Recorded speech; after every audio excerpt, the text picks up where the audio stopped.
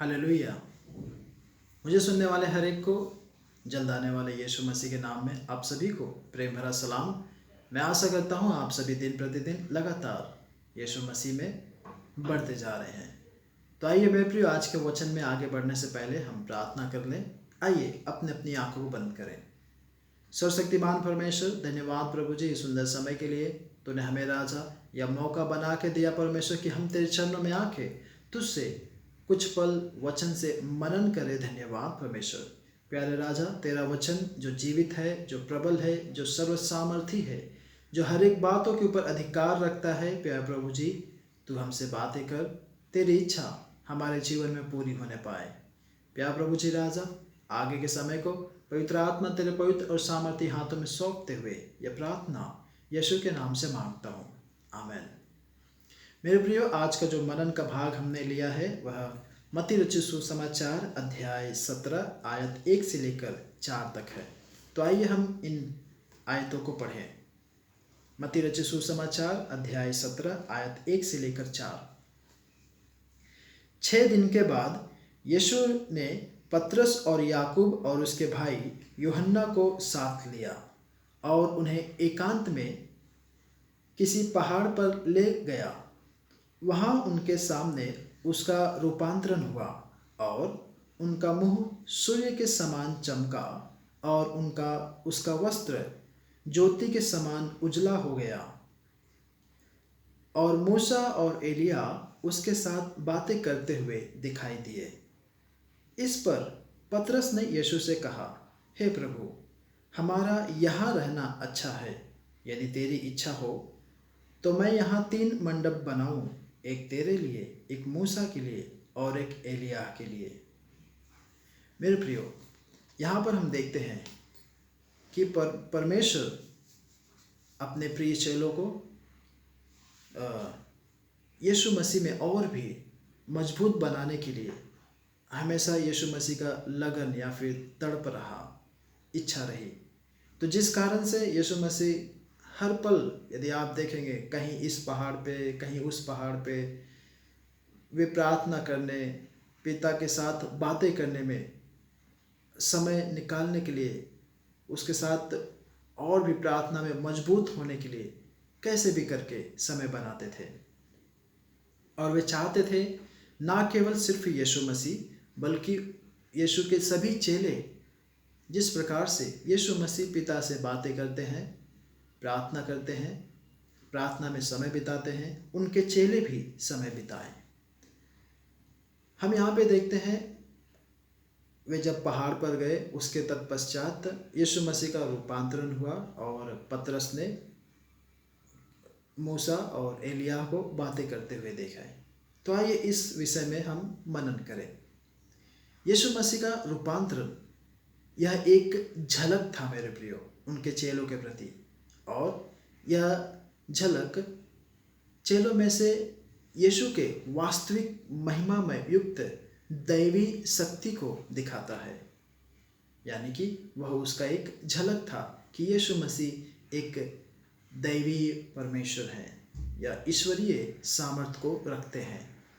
यह रूपांतरण जो चेलों के मध्य में हुआ था, उन सभी चेलों के लिए, तीनों चेलों के लिए प्रसन्नता का कारण या फिर आनंद का कारण था, तथा यह परमेश्वर द्वारा किए गए कार्य की ईश्वरीय पुष्टि थी, या फिर परमेश्वर ने उन बातों को सुनिश्चित किया था कि यीशु मसीह आने वाले दिनों में और भी इससे बढ़कर कई सारे कार्य करने जा रहा है, या फिर परमेश्वर ने अनुमति दिया कि यही यीशु आगे के दिनों में इससे भी बढ़कर कई कामों को, कार्यों को करेगा। मेरे प्रियो, यह रूपांतरण स्वर्ग का एक प्रतिस्वरूप था या फिर पूर्ण प्रतिबिंब, या फिर जिस प्रकार से मनुष्य स्वर्ग में होंगे वे किस प्रकार से उज्ज्वले श्वेत उनका चेहरा चमकता हुआ होगा, उसका एक पूर्व स्वरूप था यीशु मसीह का यह रूपांतरण। और मूसा और एलिया ये दोनों पुराने नियम के एक महान और बड़े भविष्यवक्ता थे। मूसा ने पुराने नियम के कानून व्यवस्था को जो वाचा की पुस्तक है, जो व्यवस्था की पुस्तक है, उन सारी बातों को लिख डाला। और वे पुराने नियम के जो 5 पुस्तकें, जो पहली 5 पुस्तकें हैं जिसे पेंटाटुक कहते हैं, मूसा द्वारा वे बातें, वे पुस्तक लिखी गई हैं। यदि आप मूसा की पुस्तक बहुत ही गौर से पढ़ेंगे तो आप वहाँ पर देखेंगे कि मूसा एक भविष्यवाणी करते हैं कि एक व्यक्ति, एक महान पैगंबर, एक भविष्यवक्ता का आगमन होना अवश्य है। और वह आगमन, वह व्यक्ति, वह पैगंबर यीशु मसीह है। और यदि आप दूसरे व्यक्ति एलियाह के विषय में देखें, एलियाह मसीहा के आने की भविष्यवाणी करने वाला पैगंबर का प्रतिनिधित्व करता है। यीशु मसीह के साथ मूसा और एलियाह की उपस्थिति इस बात की पुष्टि करती है कि वे पृथ्वी पर परमेश्वर द्वारा दिए गए एक उद्देश्य को इस पृथ्वी पर लेकर आए हैं, और उस उद्देश्य को पूर्ण करने के लिए, ताकि जो कोई भी व्यक्ति यीशु मसीह के पास आए उनका हर एक का उद्धार हो। और यह ना केवल सिर्फ इतने पर ही सीमित रहा, बल्कि जब यीशु मसीह का रूपांतरण हो गया तो पिता ने इन सभी बातों को अपनी अनुमति दिया। उन्होंने यह कहा, हाँ, यह मेरे द्वारा भेजा गया है। और हम देखते हैं आगे की आयत में परमेश्वर ऐसा कहते हैं, यह मेरा प्रिय पुत्र है जिससे मैं प्रसन्न हूँ, इसकी सुनो।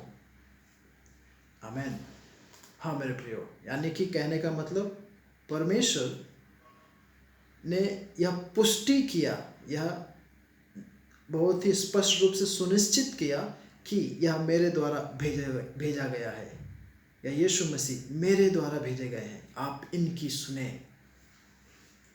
आगे हम देखते हैं कि यीशु मसीह एक महान नेता और एक बहुत ही अच्छे नमूना सभी के लिए, और सभी के जीवन में एक अच्छा प्रभाव डालने वाला, और एक महान बड़ा नबी, भविष्यवक्ता थे। लेकिन इन सभी से बढ़कर यीशु मसीह सबसे पहले वे परमेश्वर के पुत्र थे।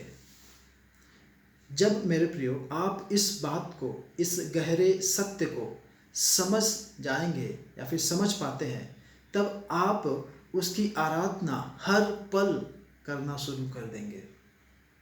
और इतना भी नहीं, जब आप को यीशु मसीह की सही समझ होगी, तब आप उसकी आज्ञाओं का पालन करना अपने जीवन में शुरू कर देंगे।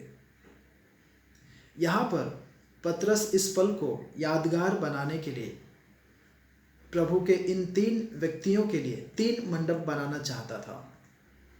पतरस का सोच उसकी इच्छा, उसके अनुसार सही था, लेकिन उसका मंडप बनाने का समय ठीक नहीं था। मेरे प्रियो, कई बार हम भी पतरस के जैसा सोचते और कार्य भी कर बैठते हैं। जिस प्रकार से पतरस ने सोचा कि एलियाह और यीशु का और मूसा का मंडप बना दिया जाए तो पतरस का आमदनी या फिर व्यापार बहुत ही ऊंचे लेवल में, ऊंचे तरीके से चलेगा। जैसे कि आज हमने आगे के आयतों में पढ़े कि पतरस ने कहा कि परमेश्वर, हमारा यहाँ पर रहना, इस पहाड़ पर रहना अच्छा है। हम भी कई बार परमेश्वर को खो जाने के लिए या फिर परमेश्वर में खो जाने के बजाय, उस परमेश्वर को खोजने के बजाय हम परमेश्वर की आशीषों में खो जाते हैं, और हम अपने आराम के लिए एक बहुत ही अच्छा जगह बना बैठते हैं। मगर मेरे प्रियो, पवित्र शास्त्र, परमेश्वर का वचन हमें ऐसा नहीं कहता है। परमेश्वर का वचन हमें कहता है कि हमें मेहनत करना, हमें जोखिम उठाना, हमें लहरों के ऊपर आगे बढ़ना जरूरी है, तभी आप आगे बढ़ सकते हैं। वचन यदि आप और भी इसे अच्छे रीति से मनन करेंगे, तब आप देखेंगे पतरस मंडप बनाने के लिए कार्य करने को तैयार था, और उस माहौल को, उसने जो देखा उस पल को यादगार या फिर ऐतिहासिक बनाना चाहता था, मंदिर बना देना चाहता था, ताकि लोग भीड़ का भीड़ लोग आए और दर्शन करें, ऐतिहासिक बना देना चाहता था। लेकिन वह समय प्रभु की आराधना करने और उसकी आदर भक्ति करने और प्रभु को जानने और उस यीशु मसीह में बढ़ने का समय था। पतरस इस बात से अनजान था। उसने इस बात को कि उसने जो देखा है आंखों से, उस बात को ज़्यादा महत्वता दी। लेकिन उसके पीछे का रहस्य जो परमेश्वर में और भी आगे बढ़ना था, वो यीशु मसीह को और भी गहराई में जानना था, पतरस उस बात से अनभिज्ञ था, अनजान था। हम सभी जानते हैं कि पतरस अधिक बड़बोला होने के कारण उसके मन में बहुत सी बातें चलती रहती थी कि उसने मूसा और एलिया को देखा, जो शारीरिक रूप से तो मर चुके थे, उन्हें तो स्वाभाविक रूप से स्वर्ग में होना चाहिए। लेकिन पतरस ने सोचा, क्यों ना हम इनकी प्रतिमा बना दे, इनके लिए मंदिर बना दे, इनकी छवि बना दे, तो लोग आके उनकी पूजा अर्चना याचना करेंगे। मेरे प्रियो, कई बार हम भी, परमेश्वर ने आज से 10 साल पहले यदि हमारे जीवन में काम किया, हमें हमारे जीवन में स्पर्श किया, हमें चंगाई किया, तो हम उसी एक स्पर्श को 10 साल किए हुए पहले कामों को पकड़े रहते हैं कि प्रभु ने मेरे जीवन में कार्य किया। लेकिन वास्तव में हम उस स्पर्श करने वाले परमेश्वर में नहीं खोजते, या फिर हम उस परमेश्वर में नहीं डूबते, और ना ही हम उसकी भक्ति में, उसकी आराधना में दिन प्रतिदिन आगे बढ़ते हैं। और जैसा कि हम पतरस में देखते हैं, उसके कथन के अनुसार हम उस चंगाई और छुटकारे को ऐतिहासिक बनाते चले जाते हैं, जैसा पतरस ने बनाया कि आज से 10 साल पहले परमेश्वर ने हमारे जीवन में ऐसा किया।